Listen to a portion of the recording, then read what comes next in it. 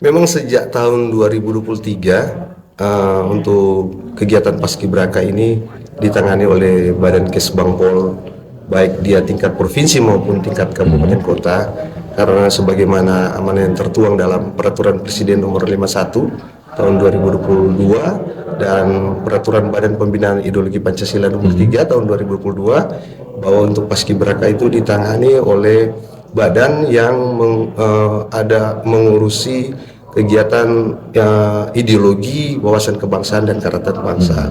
Dan untuk perangkat daerah baik tingkat provinsi maupun kabupaten kota yang mengurus bidang ideologi dan wawasan kebangsaan itu ada di Badan Kesatuan Bangsa dan Politik baik di tingkat kota maupun di provinsi. Jadi untuk Paskibraka terlebih yang ada di Kota Manado, saya kira tadi kalau dibilang tidak ada nilai tambahnya, saya kira agak kurang tepat.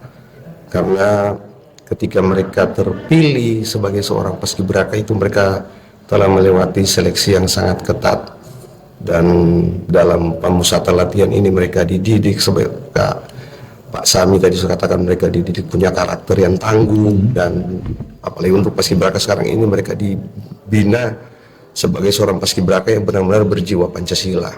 Nah, saya kira ini merupakan satu modal.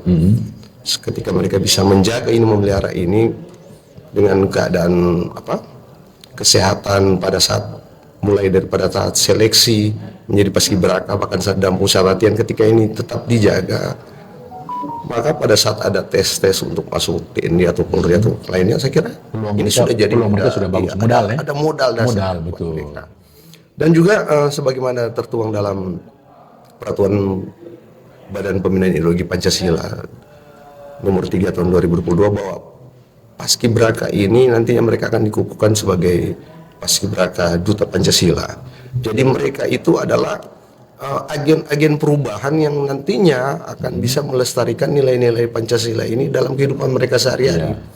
Dan selain itu pemerintah kota juga akan sangat banyak melibatkan adik-adik paskibraka ataupun purna paskibraka ini dalam berbagai kegiatan yang ada di pemerintah Kota Manado, dan itu sudah kami lakukan. Kegiatan-kegiatan baik itu kegiatan seremonial, upacara maupun kegiatan-kegiatan lain seperti seminar-seminar diskusi tentang Pancasila, wawasan kebangsaan, mereka dilibatkan.